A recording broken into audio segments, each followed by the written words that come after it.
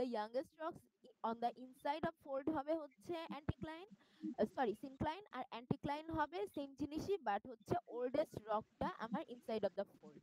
আর axial plane হচ্ছে যে যেই প্লেনের রেসপেক্টে আমার অ্যান্টিক্লাইন বা সিনক্লাইন এই রকগুলা অর্থাৎ ফোল্ডগুলা দুই সাইড সিমেট্রিক্যাল ভিউ প্রোভাইড করে। ঠিক আছে? আচ্ছা, এরপরে আমরা different type of fold based on geometry যদি দেখি, তাহলে আমাদের ফোল্ডগুলোকে জিওমেট্রির বেসিসে 4 ভাগে ভাগ করা হয়: সিমেট্রিক্যাল, অ্যাসিমেট্রিক্যাল, ওভারটার্নড আর রিকাম্বেন্ট। প্রত্যেকটা টাইপে অ্যাক্সিয়াল লাইন যেটা, এই যে আমরা আগের স্লাইডে যদি দেখি, এই যে অ্যাক্সিয়াল প্লেন বা অ্যাক্সিয়াল লাইন যেটা, সেটা একটু ডানের দিকে বেশি হেলতে থাকে। অর্থাৎ সিমেট্রিক্যাল ফোল্ডে অ্যাক্সিয়াল প্লেনটা একদম ভার্টিক্যাল, অ্যাসিমেট্রিক্যালে এটা একটু ফোল্ডটা একটু ডানে বা বামে এক সাইডে বেশি স্টিপলি হেলে থাকে। ওভারটার্নডে এইটা আরো বেশি হেলে থাকে এবং রিকাম্বেন্টে এত বেশি হেলে থাকে যে ওভারটার্ন ফোল্ডটা একদম দেখতে হরাইজন্টাল টাইপের হয়ে যায়। এই যে আমরা যদি এই ফিগারটা খেয়াল করি, এটা হচ্ছে সিমেট্রিক্যাল ফোল্ড যেখানে একদম অ্যাক্সিয়াল প্লেনটা ভার্টিক্যাল অবস্থায় আছে। অ্যাসিমেট্রিক্যালে একটুখানি হেলে আছে সাইডগুলা, ওভারটার্নে আরো বেশ হেলে গিয়েছে এবং রিকাম্বেন্টে একদম লাইনগুলা হরাইজন্টাল টাইপের হয়ে গিয়েছে। এখানে কিছু ফিগার দেয়া আছে বিভিন্ন টাইপের ফোল্ডের। সিনক্লাইন, অ্যান্টিক্লাইন, এটা আমরা এখান থেকে বলতে পারবো কোনটা কোন পার্ট, আর ফোল্ডের টাইপও বলতে পারবো সিমেট্রিক, অ্যাসিমেট্রিক। তো এটা যেমন রিকাম্বেন্ট, এটা আমরা দেখে বুঝতে পারছি। আর কিছু ডেফিনেশন লাগবে, সেটা হচ্ছে অ্যাক্সিস। অ্যাক্সিস মানে কি? The line formed by the intersection of the axial plane and bedding plane. অর্থাৎ আমার এই বেডিং প্লেন আর অ্যাক্সিয়াল প্লেন এদের ইন্টারসেকশন দিয়ে যেই লাইনটা গঠিত হয়েছে সেটাই হচ্ছে আমাদের অ্যাক্সিস। হরাইজন্টাল ফোল্ডের ক্ষেত্রে হচ্ছে অ্যাক্সিস হরাইজন্টাল হবে, আর প্লাঞ্চিং ফোল্ডের ক্ষেত্রে অ্যাক্সিস হরাইজন্টাল হবে না। যেমন এখানে দেখো, এই বরাবর আমার ফোল্ডটা, আমি এতক্ষণ কি খালি প্ল্যান সরি ফ্রন্ট ভিউ দেখছিলাম। আমি যদি 3D তে দেখি তাহলে এই ফোল্ডের অ্যাক্সিসটাকে আমি দেখব যে মাটির সাথে সমান্তরাল ভাবে পিছনে আগাচ্ছে। এটা হচ্ছে হরাইজন্টাল ফোল্ড অ্যাক্সিস। আর যদি প্লাঞ্জিং ফোল্ড হয় সেই ক্ষেত্রে আমি দেখব এই যে এই এটা যেটা অ্যাক্সিসটা যেটা, সেটা হরাইজনের সাথে একটা অ্যাঙ্গেল করে উপরে বা নিচে নেমে যাচ্ছে বা উঠে যাচ্ছে। ঠিক আছে? সো এখানে অ্যাক্সিসটা হরাইজন্টাল থাকবে না। এই যে প্লানজিং অ্যান্টিক্লাইন আর প্লানজিং সিনক্লাইনের এখানে এক্সাম্পলারি ইমেজ দেয়া আছে। এই ফিগারটা শিখবে তোমরা। ঠিক আছে? এখানে হচ্ছে অ্যান্টিক্লাইন, সিনক্লাইন, অ্যাসিমেট্রিক্যাল অ্যান্টিক্লাইন, ওভারটার্নড অ্যান্টিক্লাইন, রিকাম্বেন্ট ফোল্ড, এগুলা বিভিন্ন ফিগার বিভিন্ন টাইপের ফোল্ড চিহ্নিত করা আছে। এখান থেকে আমি ধরো এই ফিগারটা দিয়ে তোমাদেরকে বিভিন্ন লোকেশন চিহ্নিত করতে দিতে পারি পরীক্ষায়, যে এই দাগগুলা দিয়ে দিব, তোমাদেরকে নাম লিখতে হবে। মানে ফিগারটা আঁকা হয়তো তোমাদের লাগবে না, বাট কোনটা কি সেটা চিনতে হবে। আর এমনিতে ইন্ডিভিজুয়াল এই ফিগারগুলা প্রত্যেকটাই লাগবে, যে কোনটা হচ্ছে তোমার ওভারটার্ন ফোল্ড, তার ফিগার কেমন, রিকাম্বেন্টের ফিগার কেমন, বা সিমেট্রিক অ্যাসিমেট্রিক ফিগার কেমন, প্রত্যেকটাই আর কি আলাদা করে শেখা লাগবে। আচ্ছা, মিস পাহাড়ের ভিতরে যে শেপ গুলো আছে ওই শেপ গুলো আঁকাবো নাকি নাকি শুধু? না ওইটা তোমাদের প্র্যাকটিক্যালি বোঝার জন্য আর কি, ওইটা আঁকা লাগবে না। আচ্ছা, ফোল্ডের প্র্যাকটিক্যাল ইঞ্জিনিয়ারিং অ্যাসপেক্টটা আমরা একটু দেখি। Civil engineer has to be very cautious while he is handling or excavating through the folded rocks, because whenever the fold are disturbed they release the stored energy and may damage the site in various way. আমরা যেমন fault পড়ার সময় দেখেছিলাম যে আমাদেরকে fault গুলার location engineering perspective থেকে জানা লাগবে, কজ ফল্টের আশেপাশে, মানে ভূমিকম্প যদি হয় ফল্ট হচ্ছে তোমার ম্যাক্সিমাম এনার্জি রিলিজ করে। সো ফল্টের আশেপাশে আমরা হচ্ছে কোনো স্ট্রাকচার রাখতে চাই না। সেম ভাবে ফোল্ডের আশেপাশেও আমরা কোনো স্ট্রাকচার রাখতে চাই না, কারণ ফোল্ডকে যদি আমরা স্ট্রাকচার বানানোর সময় ডিস্টার্ব করি তখন ফোল্ডটা কি হচ্ছে, কম্প্রেশনের কারণে মাটির উপরের পার্টটা এরকম ফোল্ড হয়ে থাকে, তাই তো? তো এখানে একটা বিশাল অ্যামাউন্টের কম্প্রেসিভ এনার্জি স্টোরড অবস্থায় থাকে। তো যদি কখনো এরকম হয় যে আমরা ফোল্ডকে ডিসটার্ব করে স্ট্রাকচার বানাতে যাচ্ছি, সেই ক্ষেত্রে আমাদের ওইখানকার স্টোরড এনার্জিটাই রিলিজ হওয়ার একটা চান্স থাকে, মানে একটা কৃত্রিম ভূমিকম্প ক্রিয়েট হওয়ার চান্স থাকে আর কি। আর এইটা হচ্ছে সাইটটাকে বিভিন্নভাবে ক্ষতিগ্রস্ত করে ফেলবে, ঠিক আছে? Moreover, folded rocks are generally highly fractured, particularly along the axial parts. These fractures not only make the rocks weak but also act as channelways for the surface water to percolate through them. তোমাদের দুইটা সেকশনে যে আমি বলেছিলাম infiltrate আর পার্কোলেটের পার্থক্য দেখতে, তোমরা কি কেউ দেখেছিলে? জি ম্যাম, কি দেখেছিলাম। বলো তো? জি ম্যাম। পার্থক্যটা কি ইনফিল্ট্রেশন আর পার্কুলেশনের? পার্থক্য হচ্ছে ইনফিল্ট্রেশনে water enters the soil surface from the rain or irrigation, হ্যাঁ। আর পার্কুলেশনে water moves downward through soil layers after entering. আচ্ছা। আম, এটা কি এখন দেখে বললে? না ম্যাম, এটা হচ্ছে মনে ছিল, একটাই মনে আছে, লিখছিলাম 5টা। আচ্ছা, তোমার আইডি কত? 052। 052। ওকে। আচ্ছা, তো যেটা বলছিলাম আর কি, কোথায় গেল? হ্যাঁ, যেটা বলছিলাম যে ফোল্ডে তোমার রক যেই অ্যাক্সিয়াল প্লেন গুলো আছে সেই বরাবর রকগুলোর স্ট্রেংথটা একটু উইক হয়। সো এই জায়গাটায় তোমার যদি হচ্ছে পরবর্তীতে কখনো ভূমিকম্প হয়, এগুলা ধসে পড়ার চান্স বেশি থাকে। এছাড়াও উইক সারফেস এবং ফ্র্যাকচার থাকার কারণে এর ভিতর দিয়ে সারফেস ওয়াটার ইজিলি প্রবেশ করতে বা পাস করতে পারে, ঠিক আছে? তো এখন তোমার কোনো একটা এই ওয়াটার যদি কোনো একটা লোকেশনে প্রবেশ করে তাহলে সেটা কি তার সয়েলের কোহেসিভ বন্ডটাকে আরো বেশি উইক করে দেয়। সো ওভারঅল উইক যে রক লোকেশন ওগুলো আরো উইকার হতে থাকে, ঠিক আছে? Hence, for all major projects like construction of tunnels, site selection for dams and reservoirs, construction of highways, etc., due consideration must be given to the presence of fold. ওইটাই আর কি, যে তোমার ফোল্ড থাকলে সেটা আর কি বিশেষ সতর্কতা অবলম্বন করতে হবে। আমরা ট্রাই করব যাতে করে অ্যাভয়েড করে ডিজাইনটা করা যায়। আচ্ছা, synclinal folded rocks may yield hard and tough quality stones, whereas and synclinal folded rocks may yield hard and tough quality stones, whereas anticlinal folded rocks will yield weaker stones. আমাদের সিনক্লাইনের ক্ষেত্রে কি ছিল?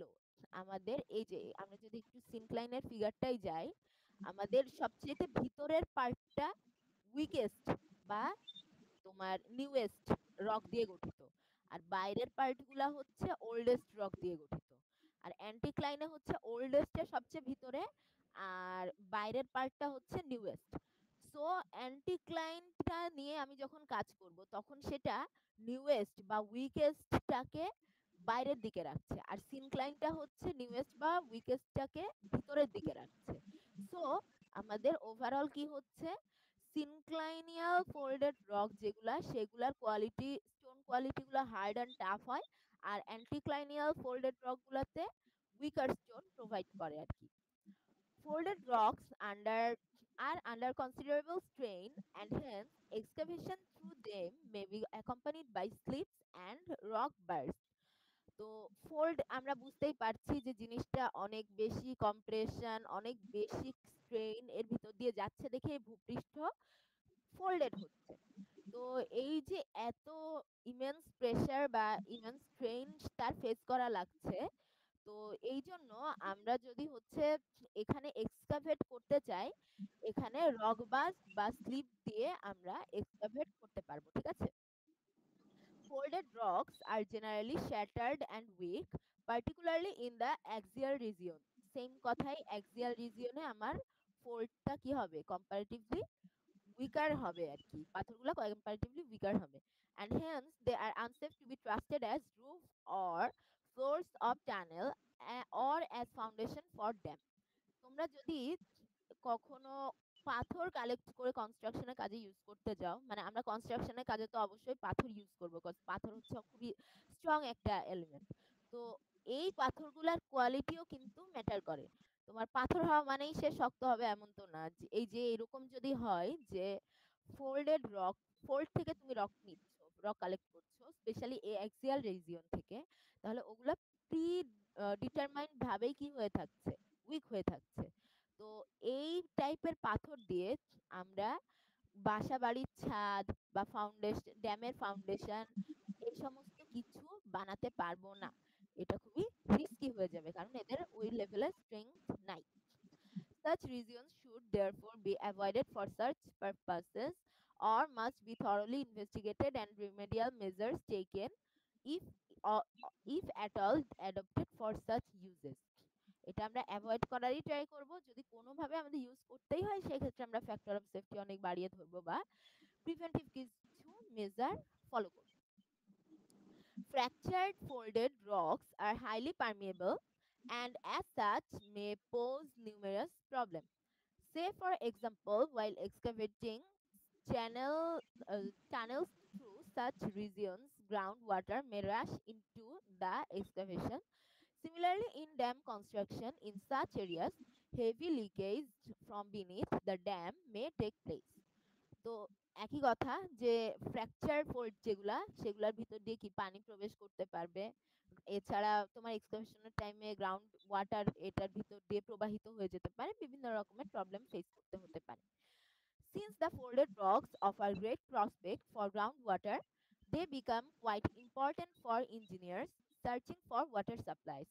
In fact, artesian conditions are developed when only when aquifers are folded or inclined as synclines and are enclosed between top and bottom impervious layers. আমি একদিন মনে হয় কোনো একটা ক্লাসে অ্যাকুইফার নিয়ে একটু বলছিলাম যে তোমার হচ্ছে এনক্লোজড অ্যাকুইফার কোনটা, তারপরে হচ্ছে আহ কি বলে ওপেন অ্যাকুইফার কোনটা, এগুলার কথা।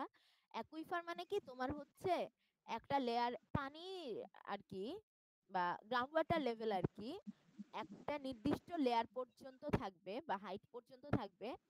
সেই হাইটের উপরের পার্টটা যদি পারমিয়েবল পার্ট দ্বারা পূর্ণ থাকে, তাহলে পানি হাইটটা ইচ্ছে মতো উঠতে বা নামতে পারবে, মানে স্যান্ড লেয়ার যদি থাকে। এই ক্ষেত্রে এটাকে আমরা বলি আনকনফাইন্ড অ্যাকুইফার। আর যদি পানির লেয়ারটা ইমপারভিয়াস লেয়ার, যেমন ক্লে দিয়ে আবদ্ধ থাকে, সেই ক্ষেত্রে আমরা পুরো অ্যাকুইফারটাকে বলি হচ্ছে কনফাইন্ড অ্যাকুইফার। তো এই ক্ষেত্রে ফোল্ডের ক্ষেত্রে যেটা হচ্ছে, তোমার যখন সিনক্লাইন অবস্থায় থাকছে তখন কি জিনিসগুলা রক বেড দ্বারা আর কি আবদ্ধ থাকছে, তাই না? তো এই জন্য এই ফোল্ডের ভিতরের যে পানি, সেইগুলা বেসিক্যালি কনফাইন্ড অ্যাকুইফার হিসাবে জমাট থাকে। ঠিক আছে, মানে পানিটা আটকা পড়ে থাকে বা ট্র্যাপড অবস্থায় থাকে। আমরা এটাকে ড্রিল করে এই পানিটাকে বের করে ইউজ করতে পারি। The anticlinal fold The anticlinal folds provide good prospect for stored petroleum. তাহলে সিনক্লাইন ফোল্ডে বেসিক্যালি আমরা ট্র্যাপড গ্রাউন্ড ওয়াটার পাই, আর অ্যান্টিক্লাইন ফোল্ডে বেসিক্যালি আমরা পেট্রোলিয়াম পাই। কারণ কি, অ্যান্টিক্লাইন ফোল্ড যেটা, সেখানে তোমার সবচেয়ে ভিতরের ইনারমোস্ট পার্টটা হচ্ছে ওল্ডেস্ট রক। তো ওল্ডেস্ট রকেই কি তোমার অনেক আদিমকালের ফসিল প্রিজার্ভ থাকতে পারে, সেগুলা পরবর্তীতে পেট্রোলিয়ামে কনভার্ট হয়ে যায়। আর সিনক্লাইনে তোমার ইনারমোস্ট পার্টটা হচ্ছে নিউয়েস্ট রক। তো নিউয়েস্ট রক থাকায় সেখানে তোমার ওইভাবে ফসিল পাওয়া যায় না, বরং রাদার তোমার হচ্ছে ট্র্যাপড ওয়াটার পাওয়া যায় আর কি। তো এইখানে আর কি আমাদের একটা ফিগার দেয়া আছে ফোল্ডেড রক বিফোর এরোশন, মানে এই ফিগারটা একটু কন্টিনিউয়াস ফিগার, সামনের দিকে আমরা দেখব। এই প্রসেসটা আর কি আমাদের জানা লাগবে যে ফার্স্ট যে ফোল্ডটা এই অবস্থায় আছে, এইটা হচ্ছে অ্যান্টিক্লাইন, উপরে নিউয়ার মোস্ট রক, ভিতরে হচ্ছে ওল্ডার মোস্ট রক, আর এটা হচ্ছে সিনক্লাইন, এটা হচ্ছে নিউয়ারমোস্ট রকটা উপরে এই ফোল্ডের অভ্যন্তরে, আর ফোল্ডের বাইরের পার্টটা হচ্ছে এল্ডারমোস্ট রক। এবং এখানে তোমার 3D তে আমরা দেখছি অ্যাক্সিসটা পিছনে হেলে যাচ্ছে না, হরাইজন্টাল অবস্থায় আছে অ্যাক্সিয়াল প্লেনটা। সো এটা হচ্ছে হরাইজন্টাল অ্যাক্সিসকে ইন্ডিকেট করছে। আচ্ছা, এর পরের ফিগারটা যদি আমরা দেখি, এই উপরের যে সারফেসটা যেটা আঁকা বাঁকা ছিল ফোল্ডটা, সেটা আস্তে আস্তে ক্ষয়ে যে সমতল ভূমিতে পরিণত হয়েছে, ঠিক আছে? তো এই ফিগারটা এখন যদি আমরা দেখি, তাহলে এখানে দেখবো আমরা এই মাটির উপরের লেয়ারটা ভ্যারিয়েশন ক্রিয়েট করেছে। এই মাটির উপরে যেমন দেখো ইয়েলো লেয়ারটাই ছিল, ইয়েলো মানে হচ্ছে ইয়াংগেস্ট, আর এই যে ধূসরটা গ্রে টাইপের এগুলা ওল্ডেস্ট বোঝাচ্ছে আর কি। তো এখানে যখন জিনিসটা উপরিভাগটা ক্ষয় হয়ে গেল, তখন এখানে আমরা স্ট্রাইপ স্ট্রাইপ লেয়ার দেখতে পাচ্ছি। অর্থাৎ এখানে এই অ্যান্টিক্লাইনের এই নিউয়ার মোস্ট লেয়ার একটু আছে, তারপরের একটু ওল্ডার লেয়ার চলে এসেছে, আরেকটু ওল্ডার লেয়ারও এক্সপোজ হয়ে গিয়েছে, আরো ওল্ডার লেয়ার এক্সপোজ হয়ে গিয়েছে। এভাবে করে ভিতরের যে মাটির যে ইন্টারনাল লেয়ার, সেগুলাও কি উপরিভাগের উপরের সারফেসে এক্সপোজড হয়ে গিয়েছে। তো এই জিনিসটার কারণে এরোশনের পর আমরা যদি এইখানে যাই, মানে এই সমতল ভূমিতে যাই, তাহলে আমরা খুবই ছোট্ট লোকেশনে অনেক various type of soil layer of various age দেখতে পাবো। যে ইয়াঙ্গার রক, ওল্ডার রক, সবগুলা বিভিন্ন লেয়ারে স্ট্রাইপড অবস্থায় আছে। অনেক জায়গায় বিদেশে স্পেশালি কিছু কিছু ফরেন কান্ট্রিতে তোমরা দেখতে পাবে পাহাড়ের আশেপাশে কিছু সমতল ভূমি এরকম ডিফারেন্ট কালারের ভ্যারিয়াস টাইপ অফ কালার লেয়ারে দেখা যাচ্ছে। ওইগুলা বেসিক্যালি এরকম আর কি, ফোল্ড গুলা এরোডেড হয়ে উপরে বিভিন্ন লেয়ার অফ রককে উন্মুক্ত করে দিয়েছে, তাই এমন দেখা যায়। আচ্ছা, এখানে হচ্ছে অ্যান্টিক্লাইনের এরোশনটা দেখানো হয়েছে উপরের লেয়ারে। এখানে তাহলে কি হবে, একদম মাঝখানের লেয়ারটা হচ্ছে তোমার এল্ডেস্ট রক, আর পাশের লেয়ারগুলা younger more younger type of rock layer. আর এখানে সিনক্লাইনের এরোশন দেখানো হয়েছে, এখানে হচ্ছে একদম মিডলের বা মাঝখানের লেয়ারটা হবে হচ্ছে নিউয়ার বা সবচেয়ে ইয়াঙ্গার রক লেয়ার। আর আশেপাশের গুলা আস্তে আস্তে কি হবে, যত ডানে বা বামে সরতে থাকবে তত এল্ডার রক লেয়ার পাওয়া যাবে। তো এখান থেকে আমরা বুঝতে পারি যে আমরা এই এরোশন থেকে যে এই সমতল ভূমিটা অ্যান্টিক্লাইনকে এরোড করেছে নাকি সিনক্লাইনকে এরোড করেছে। আচ্ছা, এর এ পর্যন্ত কি তোমরা বুঝতে পেরেছো? স্পেশালি এই যে এই সারফেস লেভেলটা যে আফটার এরোশন, তোমরা কি আছো? জি ম্যাম। Yes ma'am. আচ্ছা ঠিক আছে, এখানে এই পর্যন্ত কি কারো কোনো কোয়েশ্চেন আছে? ম্যাম এটার ফিগারটা কি লাগবে? জি ম্যাম।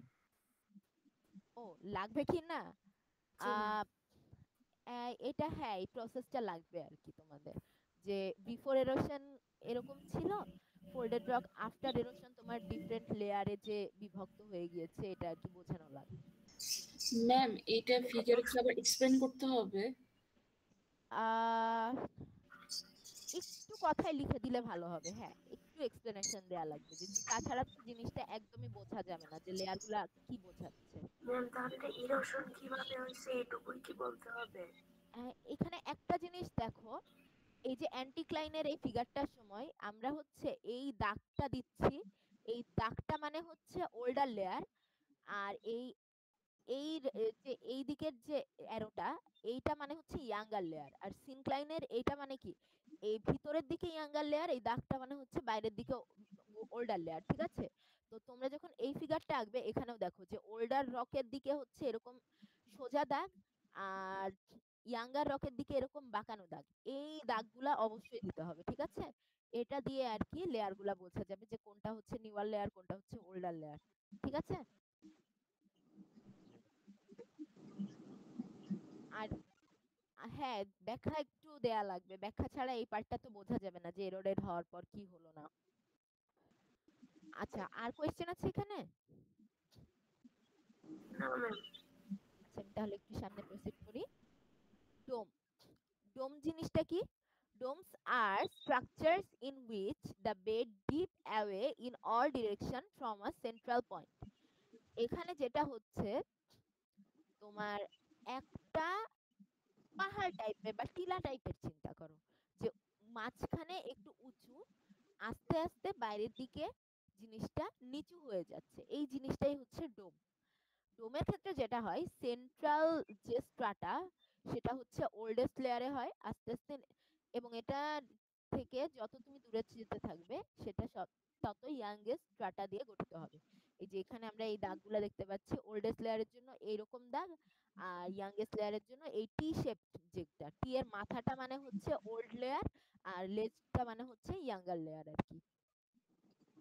আর এখানে একটা ফিগার দেখানো আছে যে এখানে trapped oil and gas in anticline, এটা আর কি জাস্ট তোমাদের জানার জন্য, এটা শেখা লাগবে না। আর এখানে হচ্ছে তোমাদের বিভিন্ন লেয়ারে লেয়ারে যে ট্র্যাপড অবস্থায় গ্যাস অয়েল আছে পার্মিয়েবল স্যান্ডস্টোনের মধ্যে, সেটা আর কি দেখানো আছে। এটাও তোমাদের আঁকা শেখা লাগবে। এই এখন জয়েন করতে চাইলে কিভাবে হবে? এখন তো ক্লাস শেষ।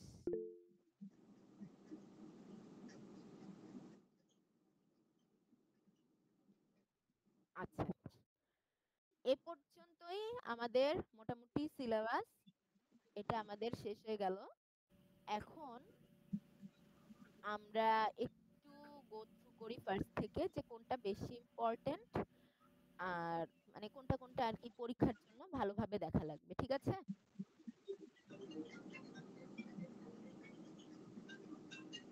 কোথা থেকে যেন স্টার্ট করেছিলাম?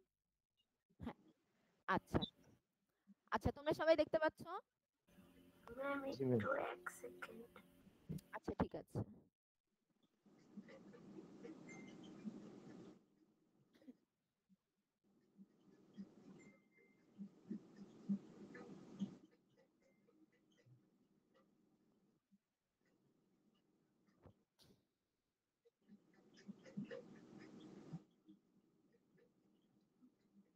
আচ্ছা আমি স্টার্ট করব।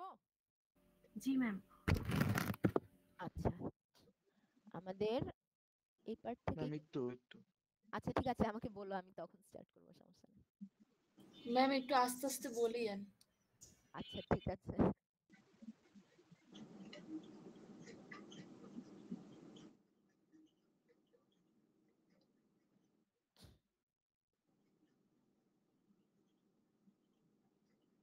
জি ম্যাম এখন করা যায়। আচ্ছা,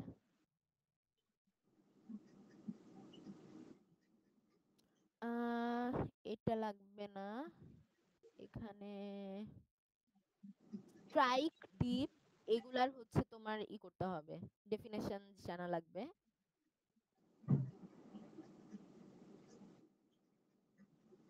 টাইপস অফ ফল্ট, এটা মুখস্থ করতে হবে। এখানে প্রত্যেকটা ফল্ট টাইপের ফিগার দেয়া আছে, ফিগারগুলা শিখতে হবে, ঠিক আছে? এখানে তোমার গাছপালা ঘরবাড়ি অনেক কিছু আছে, এগুলা লাগবে না, জাস্ট বেসিক স্ট্রাকচারটা আঁকতে পারলেই হবে। যে আর ফুট ওয়াল, হ্যাঙ্গিং ওয়াল, এই কথাগুলো একটু লিখতে হবে মাস্ট, ঠিক আছে? এটা দেখা যায় অনেক সময় লিখতে ভুলে যাই আমরা, এই কথাগুলো একটু লিখতে হবে। ম্যাম কি বললেন, একটু বলবেন আবার? এখানে এই ক্লাসিফিকেশনটা শিখতে হবে, টাইপস অফ ফল্ট। আর এখানে যে ফিগারগুলো আছে এই পেজ এবং সামনের পেজগুলোতে, যে নরমাল ফল্টের ফিগার, রিভার্স ফল্টের ফিগার, তারপর স্ট্রাইক স্লিপের ভিতরে লেফট ল্যাটারাল, রাইট ল্যাটারাল, এদের ফিগার, এগুলো সবগুলো শিখতে হবে। এগুলোর ভিতরে এই যে উপরে গাছপালা ঘরবাড়ি আঁকা আছে, এগুলো আঁকা লাগবে না, বাট তোমার বেসিক যে স্ট্রাকচারটা, এই যে এই কোন সাইডটা নেমে যাচ্ছে, কোন সাইডটা উঠে যাচ্ছে, এটা ক্লিয়ারলি দেখানো লাগবে, ঠিক আছে? আর ফুট ওয়াল, হ্যাঙ্গিং ওয়াল কোনটা, এই কথাগুলো একটু লিখতে হবে। জি ম্যাম। এরপরে এই ফল্ট, এইখানে আমি একটা কোয়েশ্চেন বলেছিলাম তোমাদের, এই ফিগারটা লাগবে না, বাট কোয়েশ্চেনটা একটু মনে রাখবে, যে কন্টিনেন্টাল কন্টিনেন্টাল কনভার্জেন্সের ক্ষেত্রে আমাদের কি টাইপের ফল্ট দেখা যায়? এটা মনে আছে কি তোমাদের, কি বলেছিলাম? Yes reverse ma'am. Reverse ma'am, reverse. এটা কি হচ্ছে, বাম সাইডের কন্টিনেন্টাল ক্রাস্টটা সাবডাকশন হচ্ছে, এটা নিচে নেমে যাচ্ছে, আর ডান সাইডেরটা উপরে উঠে মাউন্টেন রেঞ্জ এবং হাই প্ল্যাটু ক্রিয়েট করছে। তো তো এটা রিভার্স। এই যে এই কথাগুলা বললাম, এই কথাগুলা থাকা লাগবে কোয়েশ্চেনের অ্যান্সারে, ঠিক আছে? আচ্ছা, ওকে ম্যাম। তো ফিগার, আচ্ছা নর্মাল ফল্ট বা এই যে এখান থেকে না এঁকে বরং এখান থেকে আঁকো, এখানে একটু ক্লিয়ারলি দেয়া আছে আর কি। এই যে বাম পাশের পার্টটা নর্মাল ফল্টে উপরে উঠে যাচ্ছে, ডানেরটা নেমে যাচ্ছে, বাট এখানে ফুটওয়াল আর হ্যাঙ্গিং ওয়াল কথাটা দেয়া নাই। তোমরা এটা অবশ্যই দিয়ে নিবে, ঠিক আছে? কোনটা ফুটওয়াল কোনটা হ্যাঙ্গিং ওয়াল। এখানে উপরে যে টেনশন ম্যাম হচ্ছে সেটা টেনশন দেখানোটা কম্প্রেশন নেসেসারি দেখাতে না। হবে। হ্যাঁ বলো, কি শুনতে পাই নাই? টেনশন কম্প্রেশন দেখাতে হবে। না ওইটাই বলছিলাম যে এটা দেখানো লাগবে না, বাট এই যে এই পার্টটুকু দেখানো লাগবে ভালো করে, ঠিক আছে? জি ম্যাম। আচ্ছা, রিভার্স ফল্টেও সেম। আবার বলছি এখানে কিন্তু ফুটওয়াল হ্যাঙ্গিং ওয়াল কথাটা দেয়া নাই। এটা দিয়ে নিবে কোনটা ফুটওয়াল কোনটা হ্যাঙ্গিং ওয়াল। কম্প্রেশন দেখানো লাগবে না, বাট এইটুকু দেখানো লাগবে। স্ট্রাইক স্লিপ, স্ট্রাইক স্লিপে কি হচ্ছে, এই এক এটা লিখবে আর কি, যে বামেরটা আগে চলে আসলে ডানেরটা পরে চলে গেলে এটা লেফট ল্যাটারাল আর এটা হচ্ছে রাইট ল্যাটারাল। স্ট্রাইক স্লিপে দুইটাই আর কি শিখতে হবে, লেফট ল্যাটারাল রাইট ল্যাটারাল। আর অবলিক স্লিপটাও শিখতে হবে, মানে এই ফল্ট গুলার ফিগার সবই শিখতে হবে বেসিক্যালি। যে কোনো একটা ফল্ট আমি যদি বলি তোমাদের নোট লেখার সাথে সাথে ফিগারটা দিতেই হবে মাস্ট। আর এখানে অবলিক স্লিপ মানে কি, ম্যাম কম্বাইন। ম্যাম প্রত্যেকটা ফল্টের নোট লিখতে হবে? তোমার এখানে যে ছোটখাটো নোট আর কি, নট জাস্ট হচ্ছে ডিপ বলতে কি বুঝাচ্ছে, ভার্টিক্যাল ডিপ, স্ট্রাইক বলতে কি বুঝাচ্ছে, হরাইজন্টাল স্ট্রাইক, ওই কথাগুলো একটু লিখে দিলেই হবে। তোমার ইন ডিটেলসে লেখা লাগবে না আর কি, ঠিক আছে? জি আর ম্যাম। যেটা বলছিলাম অবলিক স্লিপের ক্ষেত্রে দুইটার কম্বিনেশন, সেটাও এখানে দেখা যাচ্ছে, এটা একটু খেয়াল করে এঁকে দিও।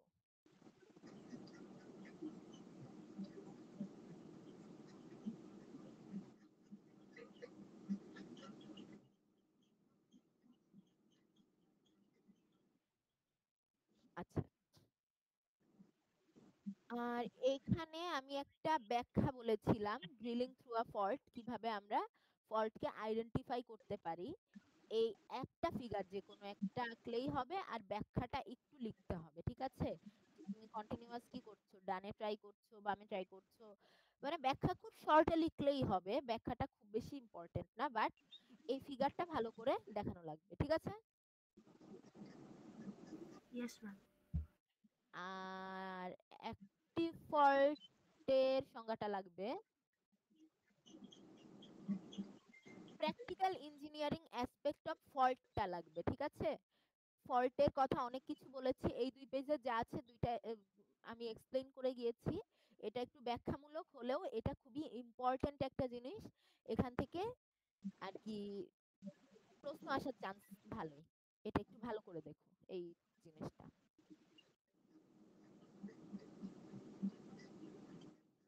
আর তারপরে হচ্ছে এই আর্থকোয়েকের এই পেজটা নোটের জন্য, শর্ট নোটের জন্য আসবে। এখানে ডিফারেন্ট টাইপ অফ ডেফিনেশন আছে, তোমার ডিপ ফোকাস কি বলতে পারি আমি, তারপরে হচ্ছে ফোকাস বা হাইপোসেন্টার কি, এপিক সেন্ট্রাল ডিসটেন্স কি, এই পুরো পেজটা শর্ট নোটের জন্য পড়বে। আচ্ছা, এরপরে হচ্ছে আর্থকোয়েক ইন্টেন্সিটি কি সেটা পড়তে হবে।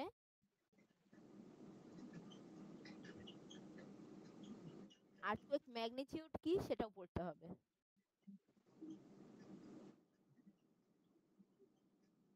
ম্যাম বলো। Ma'am size of an earthquake এটা কি দাগিয়েছিলেন? না, সাইজ অফ অ্যান আর্থকোয়েকটা দাঁড়ায় নাই, সাইজটা আর কি ইন্টেন্সিটি আর ম্যাগনিটিউড থেকে আইডেন্টিফাই করা যায়। তো ওই দুইটা আলাদা করে আর কি আমরা দেখছি, ইন্টেন্সিটিটা কি আর ম্যাগনিটিউডটা কি, ঠিক আছে? জি জি ম্যাম। আচ্ছা, এরপর seismic Hazard. Seismic ma'am Hazard আমার আছে, হ্যাঁ কে কিছু বলছো? জি ম্যাম, হচ্ছে আর্থকুয়েকের যেগুলো ডেফিনেশন বলেন ওটা ডিফোকাস, এরপরে এপিক সেন্টার আর হাইপোসেন্টার, এই বাদে আর কিছু বলছে? ওই পুরা পেজটাই পড়তে হবে আর কি, পুরা পেজেই যত নোট আছে, ওটা আমি জাস্ট এক্সাম্পলারি হিসাবে বলেছিলাম যে এগুলা মনে আচ্ছা রাখতে। ঠিক আছে ম্যাম। আচ্ছা, তো সাইসমিক হ্যাজার্ডে আমাদের টোটাল মনে হয় 7টা হ্যাজার্ড আছে, প্রত্যেকটা হ্যাজার্ডই নামগুলা মুখস্থ রাখবে এবং মানে এখান থেকে শর্ট নোট টাইপের আসতে পারে যে তোমার গ্রাউন্ড শেকিং হলে কি হয়, বা এই যে স্ট্রাকচারাল হ্যাজার্ডে কি হচ্ছে, মানে যে কোনো একটার আমি শর্ট নোট লিখতে দিব, ঠিক আছে, একটা বা দুইটার। এই 7টাই তোমার ভালো করে শিখে রাখতে হবে যাতে করে নোট আকারে লিখতে পারো।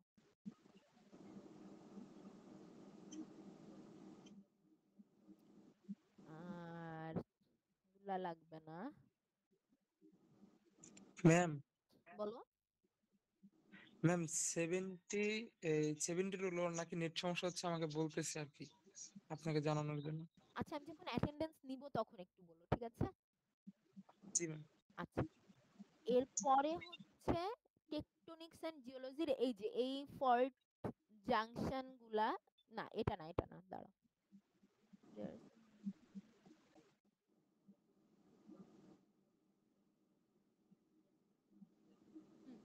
এই যে এইটা লাগবে, স্ট্রং আর্থকোয়েক এফেক্টিং বাংলাদেশ। এটা যেটা বলেছিলাম যে এই হিস্টোরিক্যাল ডেটা সেটটা আমাদের মুখস্থ রাখতে হবে। কি করব আমরা?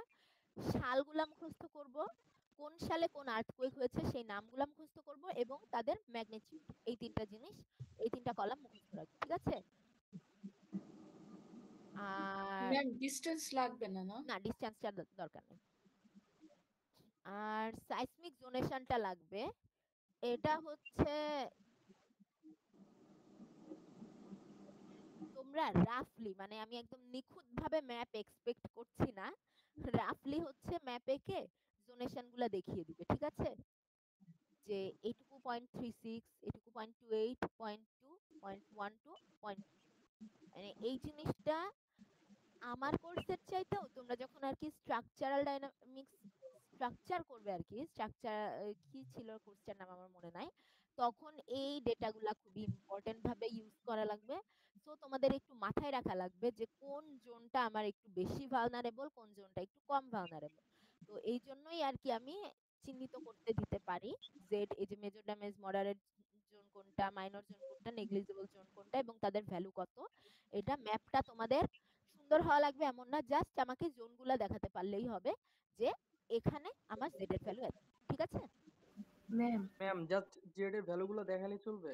হ্যাঁ হ্যাঁ, মানে ম্যাপটা একটু জাস্ট রাফলি এঁকে এইখানে জাস্ট দাগ দিয়ে জেড হচ্ছে এখানে 0.36, আর পাশে লিখে দিবে যে Z.36 মানে মেজর ড্যামেজ জোন, 0.28 মানে মডারেট জোন, 0.2 মানে মাইনর, আর 0.12 মানে নেগলিজিবল। আর এখানে হচ্ছে এই চিটাগাংটা হচ্ছে তোমার এইটুকু যদিও 0.2, বাট চিটাগাং এর এই পুরা 0.28 এর আন্ডারে চলে যাচ্ছে। আবার এখানে খুলনা ডিস্ট্রিক্টটা পুরাটাও যদিও 0.12, তারপরে অল্প ছোট্ট একটু এরিয়া হচ্ছে 0.2 এর আন্ডারে চলে যাচ্ছে। তো এই জন্য আর কি ম্যাপটা আমাদের একটু ভালো করে মাথায় রাখা লাগবে যে কোন জোনটা, কোন এরিয়াটা বেশি প্রোন টু আর্থকোয়েক, কোনটা একটু কম, ঠিক আছে? Seismic zoning map of Bangladesh, এইটার হেডিং এ এটা আসবে আর কি। আচ্ছা, এরপরে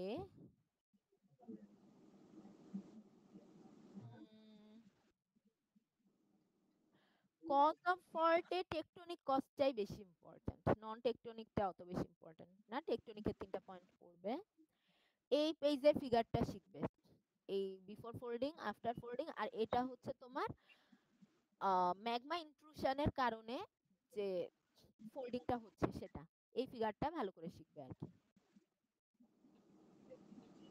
এই ফিগারটা ম্যাম দরকার। তিনটা ফিগারই ম্যাম। 3টা ফিগার বলতে এটা তো কি রক ফোল্ড হওয়ার আগে আর পরে এটা কি হচ্ছে সেটা, এটা দেখেই বুঝছো যে খুবই ইজি ফিগার, বাট মানে অত ইম্পর্টেন্স দেওয়ার কিছু নাই, শেখারও কিছু নাই, এটা তুমি জানো। এই ফিগারটা বেসিক্যালি বেশি ইম্পর্টেন্ট, ঠিক আছে? জি ম্যাম। এই পেজে ফিগার দরকার নাই। ম্যাম তার মানে ওইটা হচ্ছে নিচের যেটা ফিগার আছে ওটা দিলে এনাফ? হ্যাঁ, এটা হচ্ছে ইন্ট্রুশনের ক্ষেত্রে তোমার যদি আমি বলি যে folding due to intrusion of magma দেখাও, তখন এভাবে দেখাবে আর কি। বা এই যে এই জিনিসটা দেখো, টেকটনিক কজ অফ ফোল্ডিং আমি দিলাম, ঠিক আছে, টেকটনিক কজ দিলাম, তো তারপর আমি বললাম যে এটা ফিগার সহ বর্ণনা করো, তখন তুমি জাস্ট এই ফিগারটা দেখিয়ে দিবে, ঠিক আছে? Okay ma'am. আচ্ছা, এরপরে এই ডেফিনেশন গুলা লাগবে, অ্যান্টিক্লাইন, সিনক্লাইন, অ্যাক্সিয়াল প্লেন। এরপরে হচ্ছে সিমেট্রিক্যাল, অ্যাসিমেট্রিক্যাল, হ্যাঁ এই ডেফিনেশন গুলা সবই লাগবে এবং এগুলার ফিগারও লাগবে। এগুলার ফিগার আছে পরের পেজে।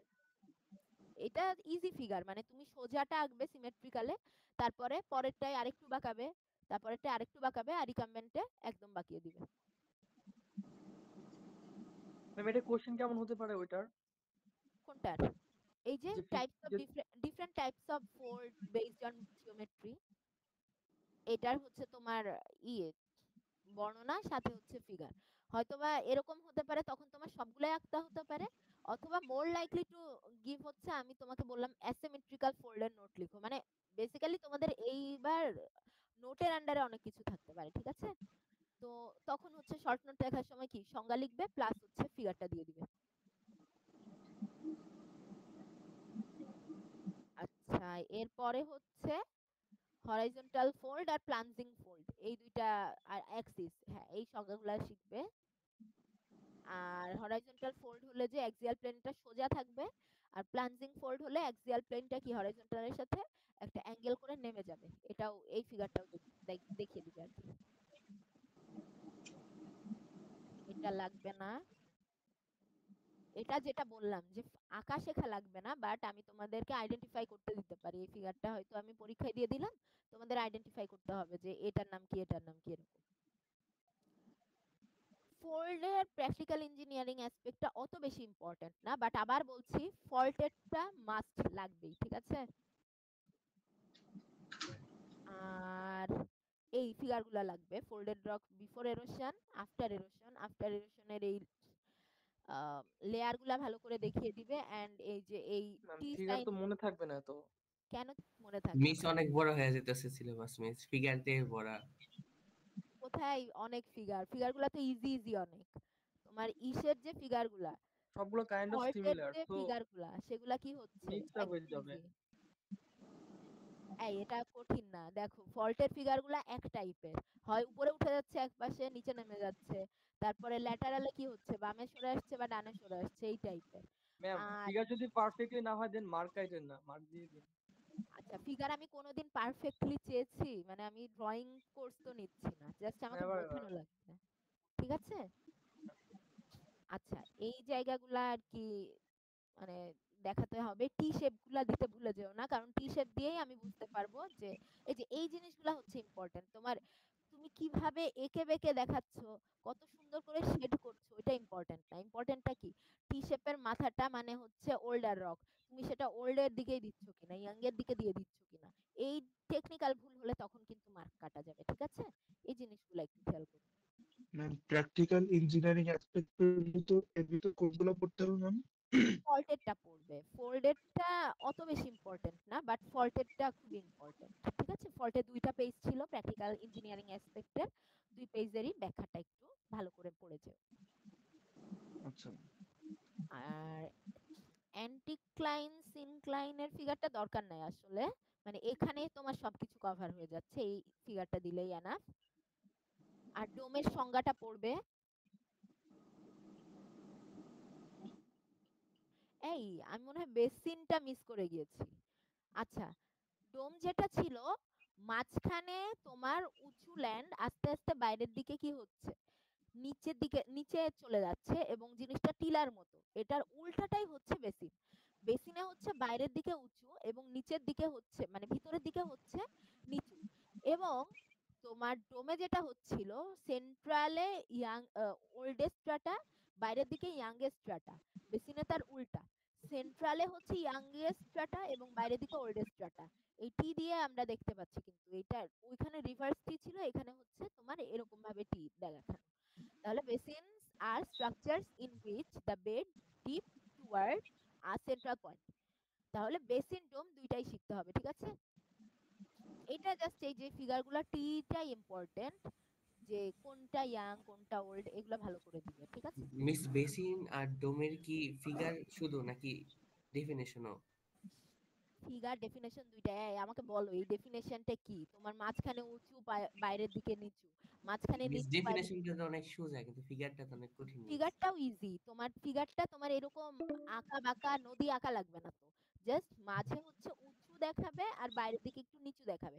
আর এই টি গুলা ইম্পর্টেন্ট। বেসিক্যালি আমি টি দেখেই মার্ক দিব যে তুমি ওল্ডেস্ট স্ট্রাটা, ইয়াংগেস্ট স্ট্রাটা এগুলা ঠিকভাবে আইডেন্টিফাই করতে পারছো কিনা। বেসিনে যেমন এভাবে টি হবে, ঠিক আছে? এই জিনিসগুলো একটু খেয়াল রেখো। আর এই ফিগারগুলা দরকার নাই। এই তো শেষ। জিওলজিতে এবার অনেক ছোট, অনেক ছোট, বেশি কিছু নাই। লাইক তোমরা একটা কুইজেও এর চাইতে বেশি সিলেবাস পড়ে দিয়েছো আগে জিওলজিতে। তো এটা নিয়ে টেনশন করার কিছু নাই। আমাদের ম্যাম সিলেবাস আজকে জায়গা দিচ্ছেন তো মনে হচ্ছে না পাস করবো না আমরা। ছোট তো সিলেবাস অনেক। ম্যাম আচ্ছা, অনেকগুলো ফিগার দেখা দিচ্ছেন আজকে। এই ফিগারগুলো ইজি ইজি, ঠিক আছে? তোমরা কেন এটা নিয়ে এত টেনশন করছো আমি আসলে বুঝলাম না। কিন্তু ম্যাম জিওমরফোলজির পার্টটা মুখস্থ হতেই চায় না, কিছুই পড়া মনে থাকে না, খুবই কঠিন। ম্যাম জিওমরফোলজির এই শেষের ডেফিনেশনের পার্টটা বাদ দিয়ে দেন ম্যাম, এই এক পেজ। না, ওইখান থেকে নোট আসবে। ম্যাম শুধু এই পার্টটাই দিয়ে দেন ম্যাম, আর আগের গুলো বাদ দিয়ে দেন ম্যাম। তোমরা ম্যাম লিখে আরেকটা কথা দেখিয়েছো, ম্যাম, তোমাদের আর কথাই ইনফিল্ট্রেশন বলার আর নেই। হ্যাঁ বলো বলো। পার্কুলেশন যদি নিজের মতো লিখি তাহলে কি হবে না? হ্যাঁ, মানে নিজের বইয়ের মতো ভাষায় না লিখি। ইনফিল্ট্রেশন, আমার নিজের পার্কুলেশন ভাষা বাংলা, নিজের। তুমি বাংলা লিখলে হবে না। এই দাঁড়াও, বাংলা বুঝি নাই, ইনফিল্ট্রেশন তোমার বুঝে নিতে হবে পার্কুলেশন এটা। তো তোমার স্লাইডেই নাই। এটা তো তোমার হচ্ছে আমি নিজের মতো করেই লিখতে বলেছি। এই একটা জিনিসই আমি তোমাদেরকে ম্যাম ও বলেছি চাইলে লিখে বাংলা কালেক্ট লিখতে পারে, লিখি। বাংলা লিখতে পারো মার্কস পাওয়ার আশার ছাড়া আর কি। বাংলা কেন লিখবে?